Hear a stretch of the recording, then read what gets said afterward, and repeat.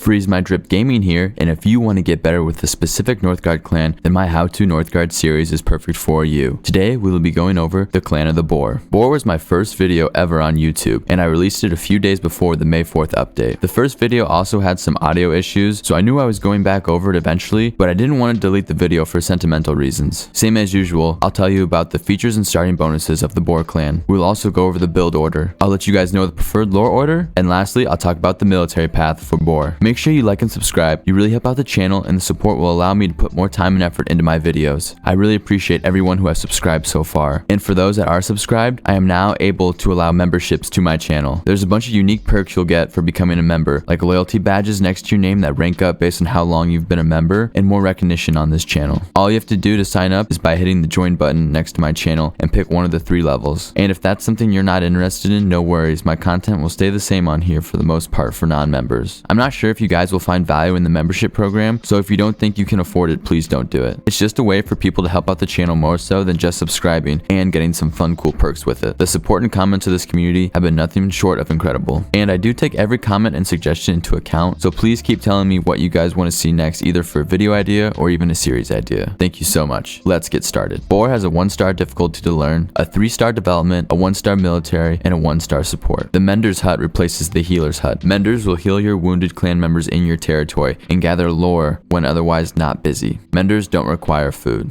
You can colonize neutral zones with wildlife for an extra cost. Wolves and brown bears in the colonized zones become friendly and won't attack your units. Each additional territory gives you 2 max population, so you don't have to worry about building houses right away. Unlocking new knowledge gives a +5 fame bonus. No penalties to happiness for non-upgraded houses and town halls. The clan can only trade with neutral factions. At 200 fame, we have heritage. Gain free knowledge +1. Does not count towards lore victory or blessing unlock. At 500 fame, we have greater blessings. Freya winter penalty is massively reduced, 70% for food and 50% for wood. The happiness blessing is now +5 happiness and +2 lore. George's blessing, your army and upgrade defense towers gain 10+ attack power. Boar relic, 6+ food, and you can pay 150 lore to summon 1 giant boar. It is controllable as long as it's not in combat. You can sacrifice the boar to gain 200 food. I usually don't go for relic on boar. I'd rather have my villagers gathering more food to trade away and save gold for the military. For the build order, we have a scout camp. After the scout camp, find your lore stone, colonize that tile, get a lore master going, and wait till you get the lore simple living before you build anything else. After simple living, get a woodcutter's lodge down. One of the best parts about Boar is only needing 1 woodcutter's lodge. Although if a blizzard comes, you may need to get a second one to catch up in wood, but usually you can get away with 1 even with a blizzard. Next, you want to build 2 food buildings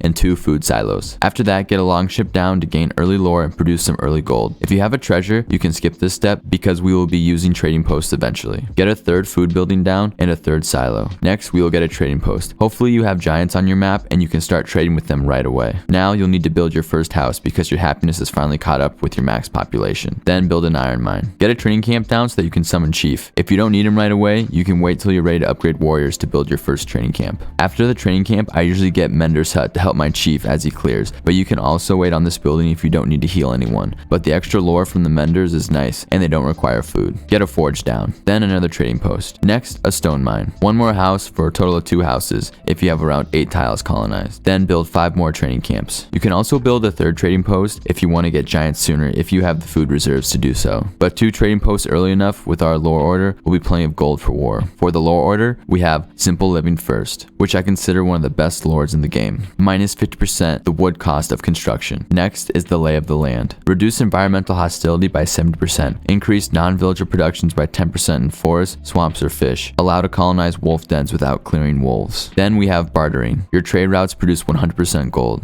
Neutral factions accept any resource you give them and gain +1 happiness for trading with them. Trade routes with neutral factions earn you +20% more crowns and a better relationship. After that, we have handiwork. Non-upgraded buildings receive +15% production and -10% upkeep costs. Another very strong lore that boosts the economy of the Boar. Next, trading caravans. This is a very good lore, especially if we are trying to get giants on our side. Then, Osmosis, 1 happiness for every 3 zones colonized. Zones with forests, swamps, and fish provide +1 happiness. Happiness lures are very important and play a large role in success for having the right amount of villagers for your economy and enough warriors for your army. Osmosis also synchronizes very well with Lay of the Land. Now hop to the middle tree, we have Weaponsmith, then Fur Coats. Around the end of 802, beginning of 803, you'll have Feeling Safe to give an even bigger boost to our happiness and allow for insane recovery after battles. Also, Boar doesn't upgrade buildings because of handiwork, so all of our stone goes towards camps, which gives us even more happiness. I usually only fight with warriors, so I don't grab military strategy, but you can after Feeling Safe if fighting with teammates with other units besides warriors. Boar is a lore tank and has the ability to gain lore faster than your opponents, so it's okay to grab extra lores and hold off on the military lores. For the stone upgrade order, we have Town Hall first as always, next is Scout Camp. Since Boar doesn't upgrade buildings, they have plenty of stone to use to upgrade Scout Camp, and the rest of your stone goes towards camps. If you're in a long game like a free-for-all, you can mine your second stone and upgrade even more camps. For the iron upgrade order, we have merchants, then we upgrade warriors, and lastly we'll buy our chief for a total of 15 iron. You can use the 10 iron from George's Blessing however you like. I usually try to save 5 in case my war chief does die. For the military path, we want legions. The synergy with upgrading camps on Boar is unmatched because you have nothing else to spend your stone on, so you might as well gain more benefits from upgraded camps. And between trading posts and cheaper base costs of units, you will never run out of gold. Overall, I love Boar. It's a great beginner clan that's easy to use, but can also become very powerful. They are an extremely lore heavy clan, so the victory type is always open for them,